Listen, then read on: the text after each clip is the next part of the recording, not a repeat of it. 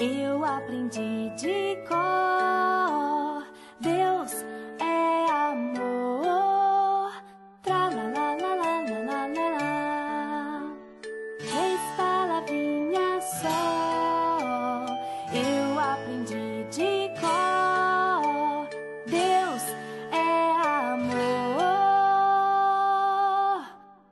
Tra la la la la la la la.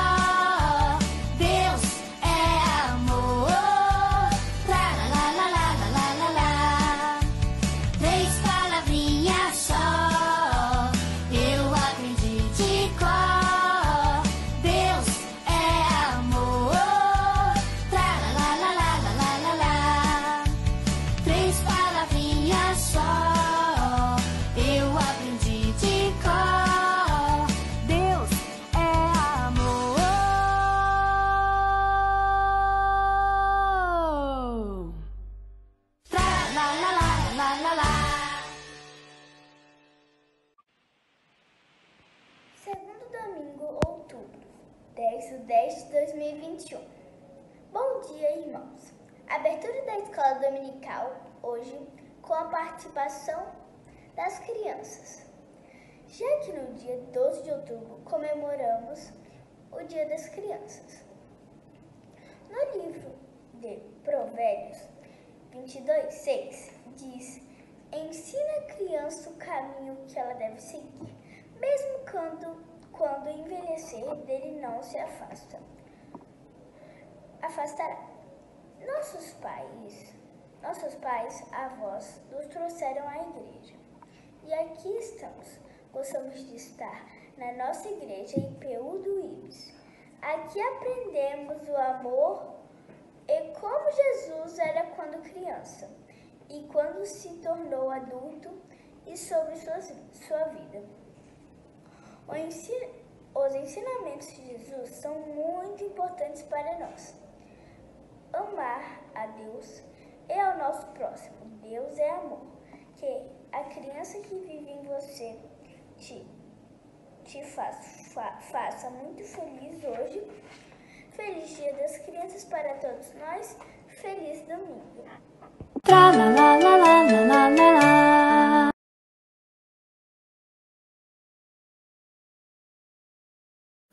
Olá, eu sou o pastor Daniel do Amaral, da Igreja Presbiteriana Unida de Brasília, e estamos aqui mais uma vez com o nosso projeto Profecia, Poesia, um projeto de ensino da Bíblia, da Palavra de Deus, focado agora principalmente no Antigo Testamento. Então, estamos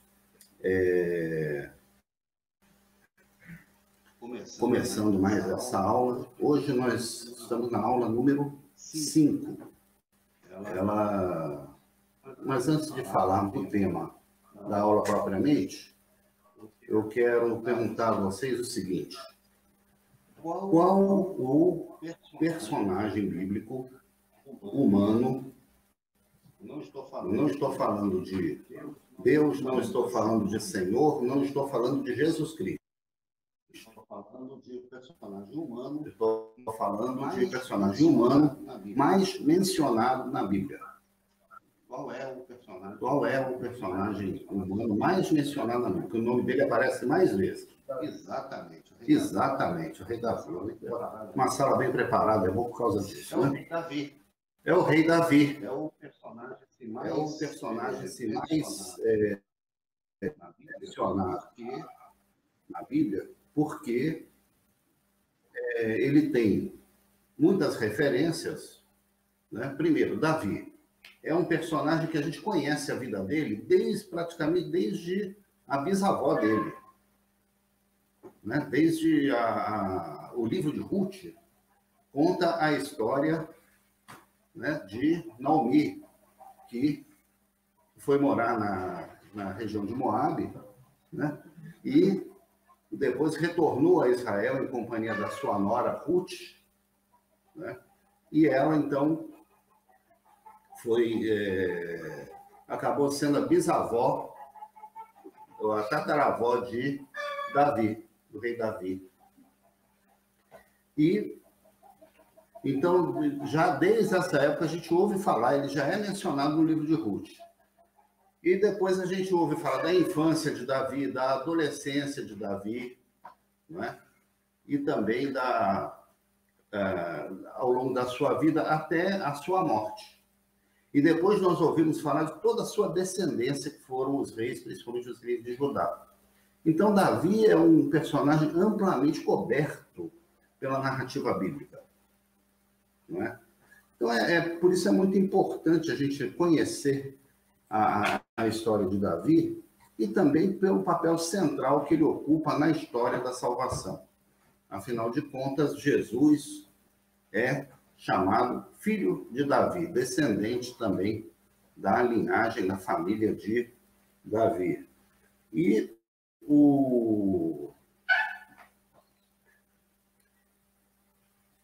nós vamos, antes de falar de Davi propriamente, né, nós, na última aula, falamos a respeito do êxodo e da ocupação da terra prometida pelo povo de Israel,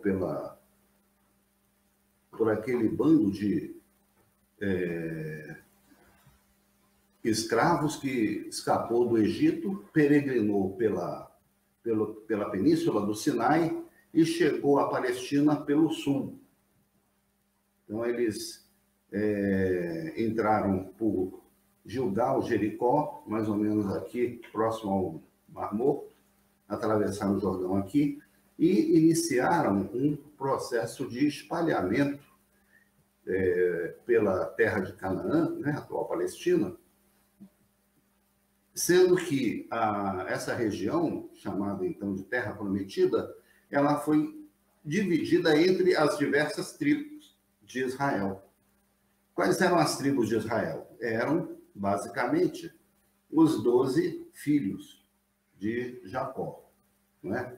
São eles: Rúben, Simeão, Levi, Judá, Zebulon, Issacar, Dan, Gade, Azer, Naftali, José e Benjamim. Acontece que Levi ficou sendo uma tribo especial. Levi ficou sendo uma tribo de sacerdotes. Então, eles não tinham um território, né? Eles não tinham uma posse territorial. Eles tinham cidades que eram cidades levitas distribuídas ao longo das outras tribos. Mas eles não tinham um território deles, né, dos levitas. E então ficaram 11, né, como regiões, né, tribais. Para preencher 12 novamente, fizeram o seguinte: os 2 filhos de José, né, então, ao invés de termos uma tribo de José, os 2 filhos de José, chamados Efraim e Manassés, acabaram virando, então, 2 tribos. Então, ficaram... saiu Levi, mas no lugar de Levi entraram 2 tribos, os 2 filhos de José, Efraim e Manassés, né? Então, o território da Palestina ficou dividido entre essas tribos, algumas com maior extensão, outras com um pedaço de terra pequeno, conforme o tamanho da tribo e a capacidade de ocupação do território. Na verdade, essas tribos elas também não conseguiram dominar totalmente esses territórios. Houve, por exemplo, Jerusalém, onde a Jerusalém havia lá um povo, eram os jebuseus, né? Esse povo só foi dominado pelos israelitas na época de Davi. Eles, durante a época dos juízes, logo após o êxodo, né, a morte de Josué e o governo dos juízes, eles não conseguiram dominar o território da cidade de Jerusalém. Outra região que eles não conseguiram dominar foi a Filístia, ou essa parte onde fica a cidade de Gaza. Gaza nunca foi uma cidade totalmente israelita. Nunca foi. Ela sempre foi uma cidade dos filisteus. E hoje ela é uma cidade dos palestinos. É uma condição histórica da cidade de Gaza. E toda aquela região litorânea era dominada pelos filisteus, que eram os povos do mar. Então, só muito mais tarde, né, na época de Davi, foi que Israel conseguiu, então, dominar essa região. Mas, de resto, na época, por exemplo, de Sansão, que foi um juiz, havia constantes escaramuças, né, combates entre filisteus e israelitas. Então, quando as tribos, então, se distribuíram aqui pela terra de Canaã, cada região tinha sua liderança, tinha o seu juiz, né? Eles que governavam e resolviam os problemas localmente ali. Era um sistema, digamos assim, descentralizado de governo. Mas os israelitas observaram que os outros povos que já moravam ali na Palestina, né, naquela região, eles moravam em cidades e eles já tinham uma certa organização social. E eles tinham, então, reis. Né? Na realidade, eram chefes das cidades fortificadas, né? Então, cada cidade tinha o seu rei. Cada povo, cada etnia tinha o seu rei. E eles, então, observando isso, eles passaram a querer ter um rei também. Eles queriam ser iguais aos outros povos que já moravam ali naquela região. Eles queriam ter alguma coisa assim mais avançada, mais progressista, né? Então, eles queriam ter um rei. E foi nessa época, então, que quem governava o povo de Israel, quem julgava principalmente, era Samuel. Samuel, ele era sacerdote, ele tem uma história, né, que a gente lê no primeiro livro de Samuel. Ele foi uma criança muito esperada pela sua mãe, Ana, ela orou muito para ter esse filho, e quando ele nasceu, ela o consagrou ao sacerdócio. Então, ele foi criado no templo. E desde criança, então, ele já teve essa vocação, essa consagração para ser sacerdote. E quando morreu Eli, que era o sacerdote que o recebeu, então ele assumiu o posto de Eli na cidade de Silo. Jerusalém não era a capital de Israel nessa época. Jerusalém ainda pertencia aos jebuseus. E as diversas cidades das tribos, elas recebiam a Arca da Aliança temporariamente. Ela excursionava entre as diversas cidades. Então, tinha Siquém, Gilgal, Silo, Ramá, e Belém, Betel e outras cidades. Eram cidades onde o culto a Javé, o culto a Deus, era exercido, e a Arca da Aliança, ela então percorria de forma itinerante essas cidades, cada hora ela ficava num lugar. Mas ela estava ficando mais na cidade de Silo. Quando eu falo de Arca da Aliança, do que eu estou falando exatamente? Olha aqui, isso aqui é o lugar onde a Arca da Aliança ficava. Era o chamado tabernáculo. Vocês podem ver que é uma coisa provisória. Não é? Uma tenda com uma caixa grande de madeira, como se fosse um circo, né? Uma caixa coberta por uma lona, não é? E ali os altares eram as mesas que ficavam ali do lado de fora, e ali os bois, né, os animais para o sacrifício, as ovelhas, elas eram sacrificadas, eram oferecidas em holocausto do lado de fora do tabernáculo, e lá dentro do tabernáculo, então, era o lugar onde só entravam os sacerdotes, certo? Então, isso era o chamado tabernáculo. Isso aí foi, digamos assim, um pré-templo da religião de Israel, porque ele era itinerante, não era uma edificação fixa, né? E aqui dentro desse caixote, aqui dessa estrutura de madeira, então ficava o quê? A Arca da Aliança, olha ela aqui. Era uma caixa de madeira pintada a ouro. Pintada de ouro com... Ela não era de ouro. Não, ela não era de ouro maciço. Ela era de madeira coberta de ouro.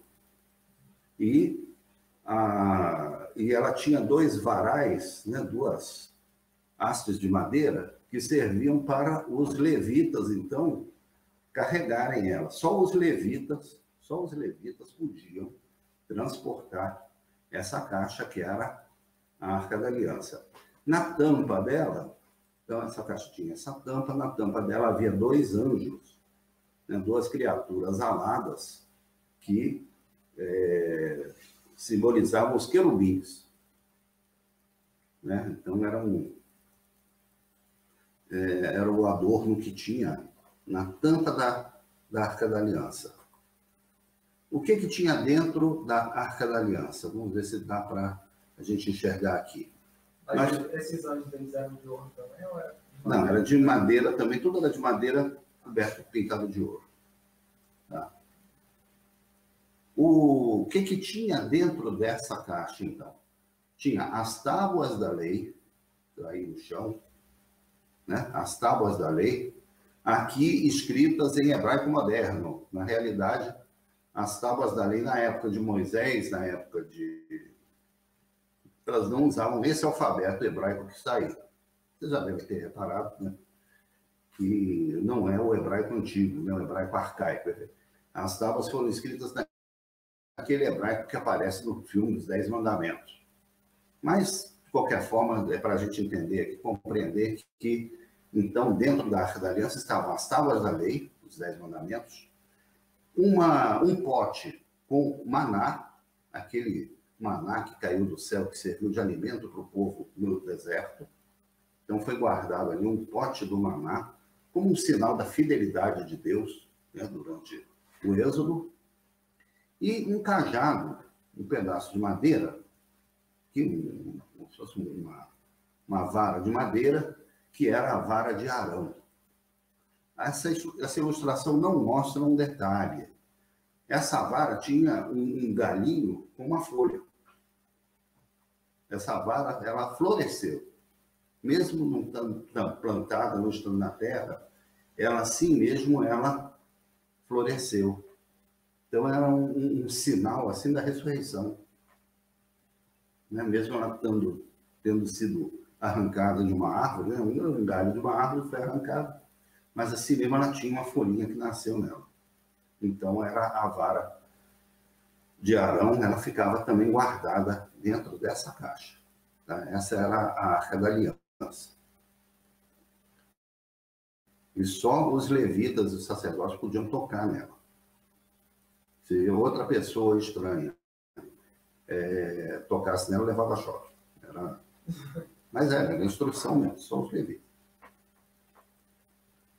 Bom, então, como eu estava dizendo, nessa época de Samuel, o povo então fez um movimento para ter um rei, igual os outros povos lá da Palestina tinham. É um negócio mais bacana, mais moderno, né? Ter um governo que centralizava, né, o poder, que administrava tudo, resolvia tudo. Né? Então, havia esse desejo do povo, então, de ter um rei. O Samuel como era de se esperar, não gostou muito da ideia, porque, afinal de contas, ele era o grande sacerdote e ele que administrava as questões do povo e o culto também. Então, ele era uma pessoa bastante poderosa na sua administração e tudo. E ter um rei, né, ia tirar poder dele, não é? E outra coisa, essa forma de governo do povo israelita era uma forma muito mais barata, muito mais simples, não é? Rei precisava ter o quê? Tinha que ter um palácio, né? Tinha que ter um protocolo, tinha que ter uma secretária, tinha que ter uma sala, tinha que ter, né, uma estrutura administrativa, né, uma burocracia, mas era. Sobre isso, ele fala mesmo, né, que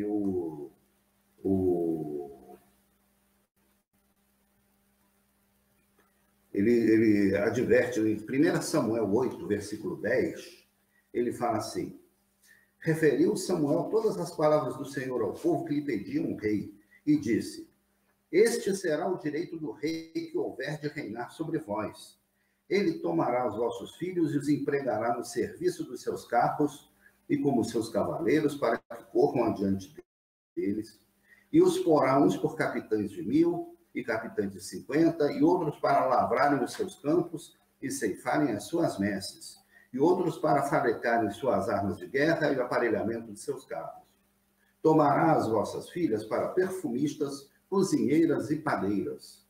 Tomará o melhor das vossas lavouras e das vossas vinhas, e dos vossos olivais, e o dará aos seus servidores. As vossas sementeiras e vossas vinhas dizimará para dar aos seus oficiais e aos seus servidores. Também tomará os vossos servos e as vossas servas, e os vossos melhores jovens e os vossos jumentos, e os empregará no seu trabalho, etc, etc, etc. Então, ele avisou bem que esse negócio de monarquia era muito moderno, era muito bacana, mas era caro e exigia sacrifício do povo, né? Então, mas assim mesmo o povo quis que fosse indicado um rei. Então, o que o Samuel fez? Ele fez uma espécie de concurso entre as tribos, e cada um mandou o seu jovem, assim, mais forte, mais valente, né, mais credenciado para se candidatar a rei, né? Mas o Samuel já conhecia o Saul, então acabou que ele acabou sendo escolhido rei por Samuel, né? Foi feito um sorteio, foi sorteada a tribo de Benjamim, e da tribo de Benjamim, então, foi escolhido o jovem Saul. E Saul, ele era um homem forte, assim, tinha muita presença, ele era mais alto, ele tinha uma estatura acima da estatura média dos homens, ele se destacava dos ombros para cima, né? Ele tinha uma cara de rei, assim, a presença. Então, por conta disso, ele acabou sendo escolhido rei. Ele só não tinha, Saul, né? Ele só não tinha muito juízo. Isso realmente era um problema de Saul. Ele não tinha muito juízo. Mas acabou sendo, então, escolhido, né? Ungido rei aqui. Samuel, então, também teve que subir numa escadinha, por causa do tamanho de Saul, né?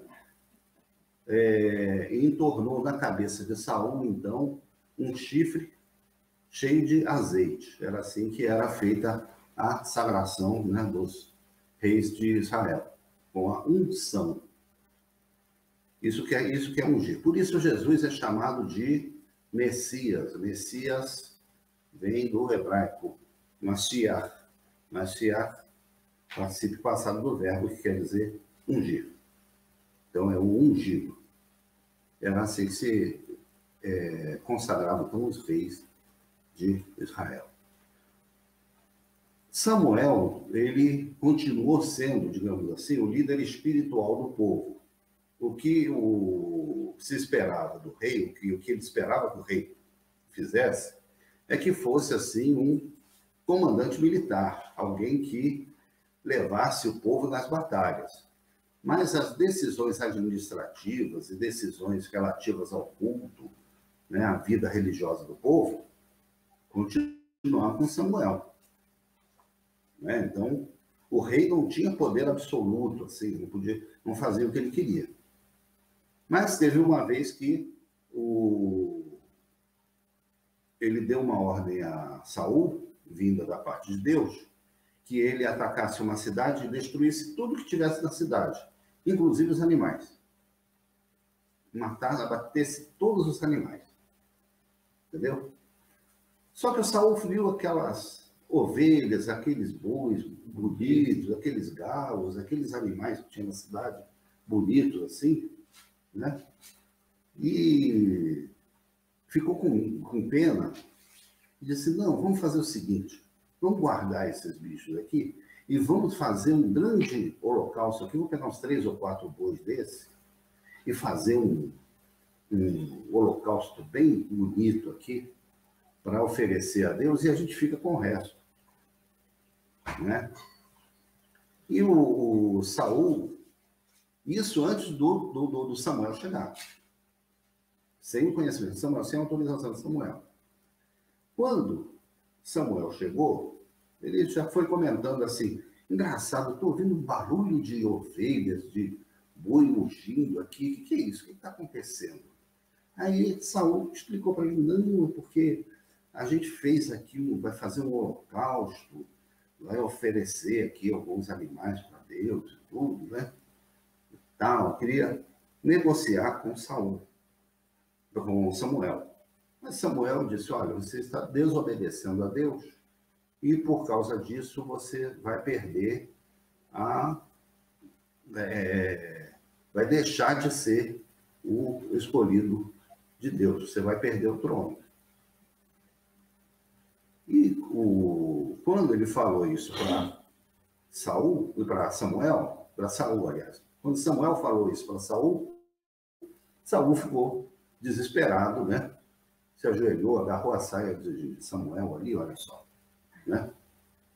E Samuel virou as costas para ele e foi embora. Samuel ficou muito triste com isso.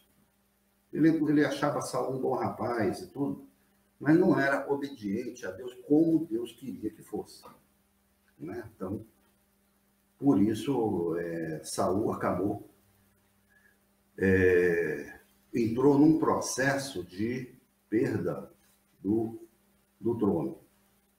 Ele já não era mais o verdadeiro escolhido de Deus para governar Israel.